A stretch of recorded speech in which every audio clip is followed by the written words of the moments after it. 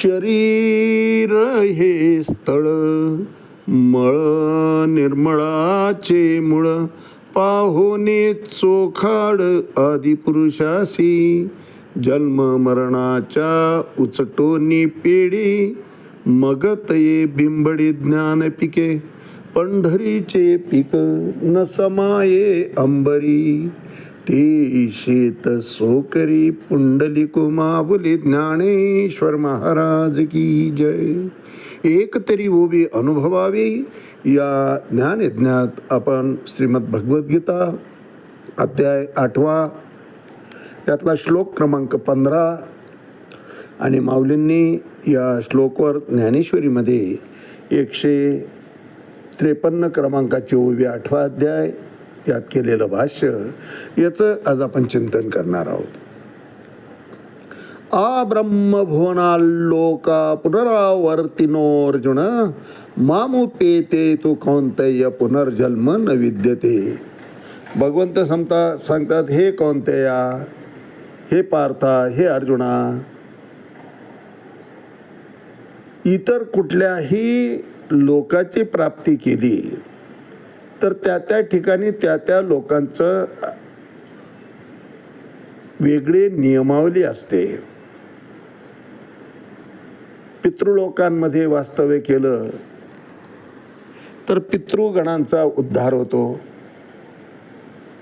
इंद्रलोकांमध्ये केलं सत्तेचं साम्राज्य, सुख याचा उपभोग मिळतो.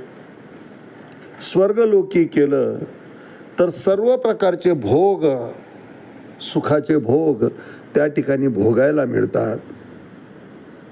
परंतु असं असलं तरी त्या लोकांमध्ये जी करन्सी चालते,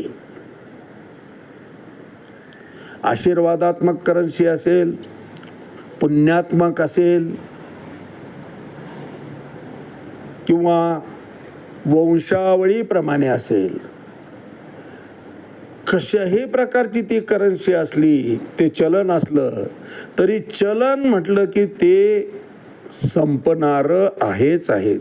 संपणं हा गुण इतर वस्तूंप्रमाणे त्या चलनालाही आहे. मग ते ब्रह्मलोक जरी असलं तरी ब्रह्माला सुद्धा या मृत्यूलोकी क्षणे पुण्यमर्त्य लोकम विशंती यावं लागतं परत. इंद्रपद जरी सांभाळणारा असला, देवांचा राजा इंद्र असला, त्याला सुद्धा जन्म मरणाच्या फेऱ्यातून सुटका नाही भगवंत म्हणतात. परंतु माझं एक धाम असं आहे, आ ब्रह्मभुवनात लोका, सर्व लोकांमध्ये फक्त माझंच धाम असं आहे की त्या ठिकाणी एकदा जीव आला की पुन्हा परती माघारी घेत नाही. आणि त्या विचारानंच येणे सोसे मन झाले हाव भारी. ही हाव जी सुटते साधकाला त्या धामाच्या प्रती, पहिली गोष्ट जाण्याची बुद्धी सुचत नाही. कारण जीव म्हटलं की विषय आले, आसक्ती आली, आणि विषयासक्ती झाली की जीव भ्रमिष्ट होतो. विषयांध माणसापुढे बघा तुम्ही, कुठलं नातं त्याला दिसत नाही, कुठल्या जबाबदारीचं, कर्तव्याचं, कशाचंही भान नसतं महाराज त्याला. त्याला फक्त एकच पाय हवं असतं, विषय. विषयाचं सेवन, विषयाचा उपभोग आणि त्यात मिळणारं सुख याचीच त्याला आसक्ती होऊन जाते. आणि तो इतका आसक्त होऊन जातो की त्याशिवाय जीवनामध्ये दुसरा विषयच नाही. दुसरे विषय सगळे गौण आहेत. या ठिकाणी आपण आलोच आहोत. अपरस्पर संभूतम किमन्यत काम हेतुकम 16व्या अध्यायामध्ये भगवंत म्हणतात दैवासुर संपत्ती विभागमध्ये, खाओ पिओ ऐश करो, याकरताच हे जीवन आहे असा समज जीवानं करून घेतलेला आहे. अर्थात संगती संगते दोष हा, तशी संगती प्राप्त झाली की तसंच वळण त्या सोबतच्या व्यक्तीला लागत असतं महाराज. म्हणून आपली मुलं काय करतात यापेक्षा ते कोणाच्या संगतीत बसले आहेत हे पाहणं फार गरजेचं असतं. तिकडे लक्ष दिलं, संगत चांगली मिळाली की आपोआप सन्मार्गानं ते अपत्य, ती मुलं आपोआप सन्मार्गानं ते जात असतात. त्यांना काही फार सांगण्याची गरज पडत नाही. पण एखादा वाट चुकलेला जर मिळाला सोबती, तर ढेकणाचे संगे हिरा तो भंगला, कुसंगे नाडला साधू जैसा. अहो, साधू जरी असला, सिद्ध अवस्थेला पोचलेला जरी असला, तरी त्याला संगत जर तशी मिळाली तर विषयाकडे तो जातो आणि प्राप्त केलेलं पुण्य त्याचा सुद्धा क्षय होऊन जातो महाराज. बैसता चोरापाशी तैशी होय बुद्धी, देखताची नारी मन धावे. देखताची चिंधी मन धावे. आणि विषयासक्ताजवळ बसलं तर देखताची नारी मन धावी. संगत कशी आहे त्यावर आमचं भवितव्य सुद्धा अवलंबून असतं. म्हणून संगत नेहमी मोठ्याची करावं, आपल्यापेक्षा श्रेष्ठाची करावं. मग तो ज्ञानात असेल, वयात असेल, प्रत्येक गोष्टीमध्ये आपल्यापेक्षा काकणभर जास्त, अर्थात सद्गुणांच्या बाबतीत बोलतोय मी, अशा माणसाशी संगत व्हावी. एखादा स्कॉलर मुलगा असेल, मेरिट स्टुडंट असेल, त्याच्या सोबतीला जर आपला मुलगा राहिला किंवा मुलगी राहिली तर निश्चित त्याच्याही मार्कांमध्ये प्रगत होईल ती. अध्यात्माच्या बाबतीतही तसंच आहे. अध्यात्मातला अधिकारी पुरुष जर असेल आणि त्याची संगत जर आम्हाला मिळत असेल, अर्थात बहु अवघड आहे संत भेटी. अशा महात्म्याची, अशा ज्ञानवंताची भेटी होणं भाग्यानंच मिळत असतं महाराज.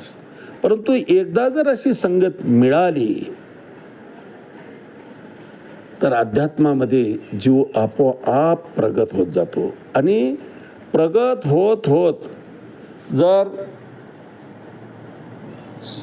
वृद्धिंगतच होत गेला, तो वाढतच गेली ती प्रगती, अध्यात्माकडे त्याचा कल गेला, संपूर्ण आयुष्यच काया वाचा मने भगवंताच्या ठिकाणी लीन होता आलं, अतिशय सिद्ध अवस्थेला जर जीव पोहोचला तर भगवंत म्हणतात तिथून माझा लोक लांब नाही आहे, नवे नवे तिथंच माझा लोक असतो. भगवंत म्हणतात आ ब्रह्मभुवनात लोका.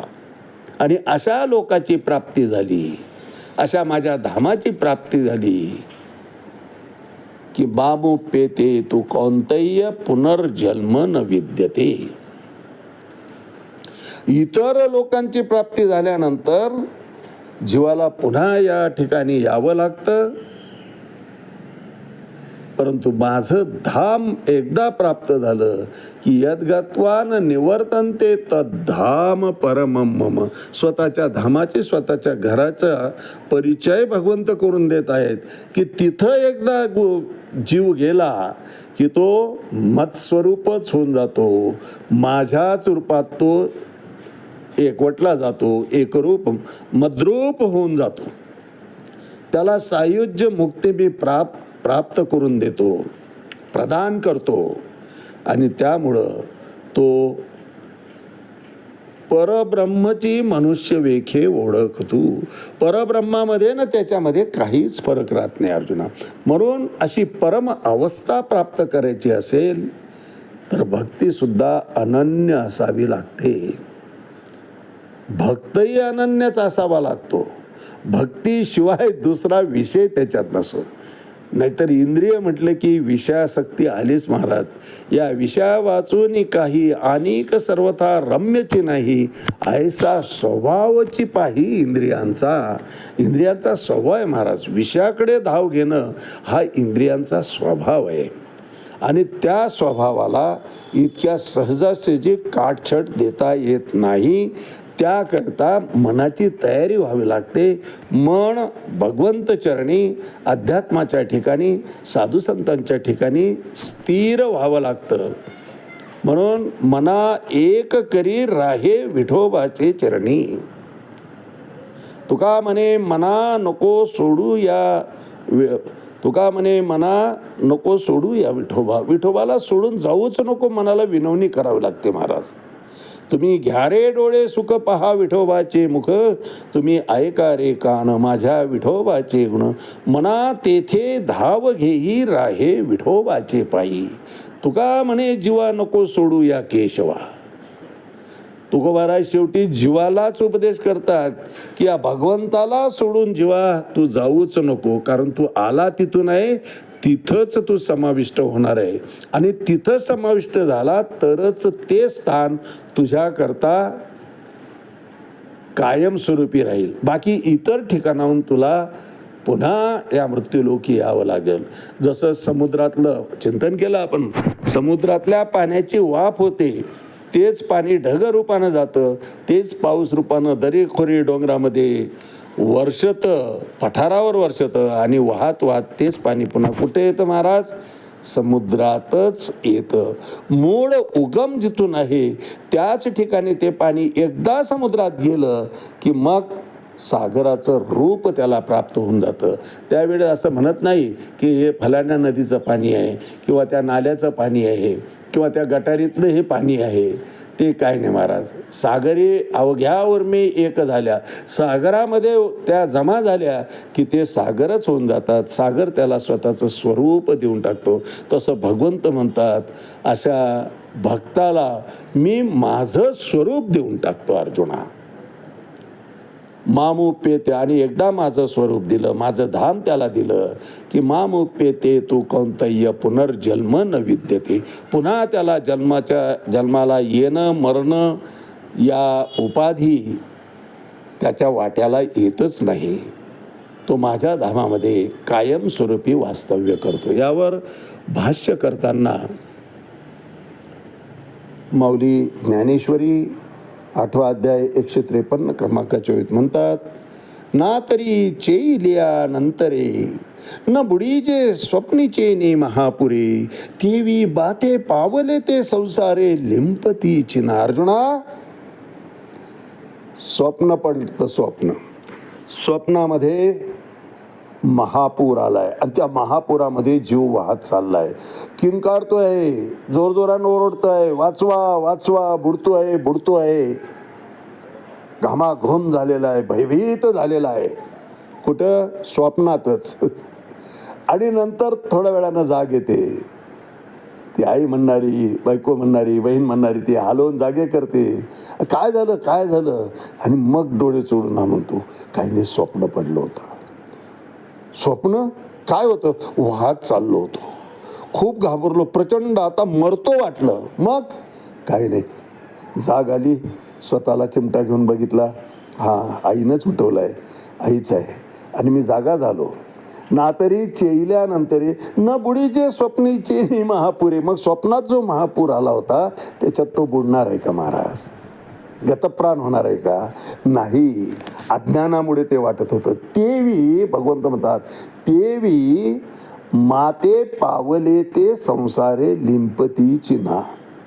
माझ्या ठिकाणी जे स्थिर झाले ते या प्रपंचामध्ये रममान होत नाही. शेवटी माझ्याच धामाच्या प्रती गेल्यानंतर मोक्षाची प्राप्ती करून घेतल्यानंतरच अंतिम साध्य ते साध्य करून घेत असतात. ना तरी चेईल्यानंतरे न बुडीजे स्वप्नीचे नि महापुरे, तेवी माते पावले ते संसारे लिंपती चिना. जागृत झाला की परमात्मा रूप होऊन जातो. स्वप्नीचे चेईले जाईल रया. किंवा तुकोबाराय सुद्धा म्हणतात की या संतांचे उपकार मी कसे पळू, काय द्यावे अशी व्हावे उतराई ठेविता हा बाई जीव थोडा का. काय सांगू या संतांचे उपकार, मज निरंतर जागविती. आईनं जसं जाग केलं आणि स्वप्न होतं हे कळलं, अरे आता कुठला महापूर आणि कुठला माझं मी वाचलो असं काहीच घडलं नाही. तसं संत आम्हाला आध्यात्मिक जाग आणून देत असतात, जागं करत असतात. आणि ती जाग एकदा आली की मग अधोगतीला जीव जात नाही, तो प्रगत होत भगवत धामाची प्राप्ती सहजपणे करून घेतो. ना तरी चेईल्या नंतरे न बुडी जे स्वप्नी चेनी महापुरे, तेवी माते पावले ते संसारे लिंपती चिना. आज याच ठिकाणी थांबूया. रामकृष्णारी पुंडलिक वरदा हरी विठ्ठल. श्री ज्ञानदेव तुकाराम पंढरीनाथ भगवान की जय. माऊली ज्ञानेश्वर महाराज की जय. जगद्गुरु तुकाराम महाराज की जय. शांती ब्रह्म एकनाथ महाराज की जय. आदि शक्ती मुक्ताबाई की जय.